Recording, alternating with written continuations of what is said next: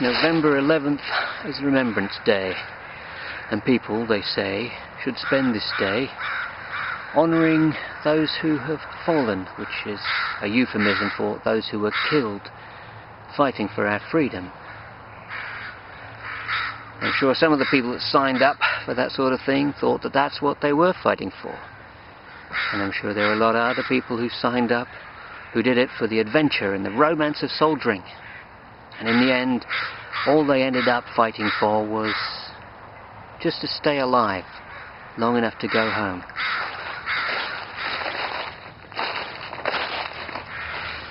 Back when I was a boy in the UK, I believed all the pageantry. I really did.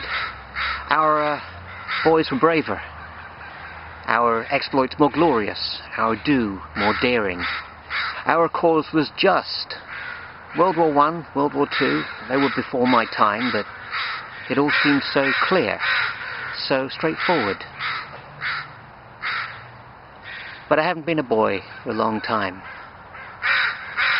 and my mind has changed.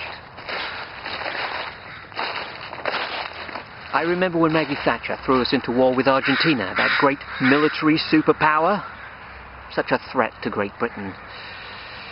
She threw British lives and treasure at liberating the Falklands and setting free all those British sheep so that they could continue to be sheared and fleeced by Britain instead of being fleeced by those filthy Argentinians. And that is what I have come to believe all wars are about.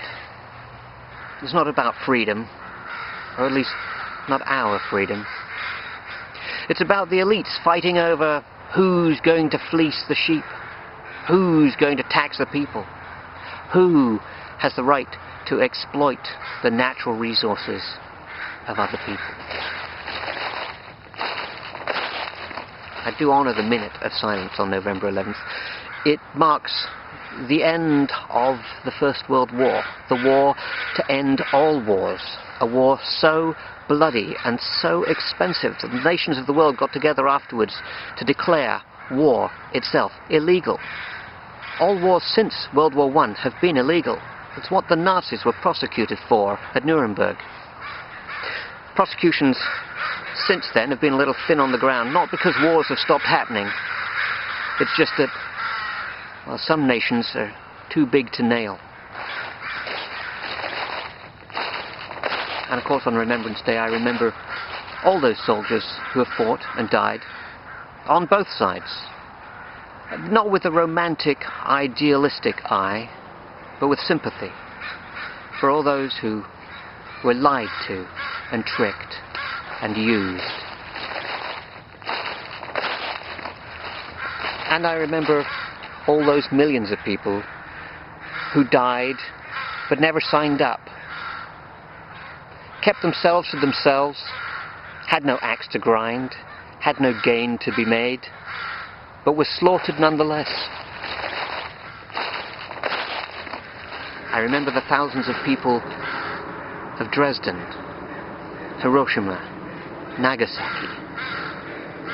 And I remember all those families who have found themselves burning to death, trapped under the rubble of their own home, in Coventry, under Nazi bombs, in Afghanistan, in Iraq, in Libya, under NATO bombs.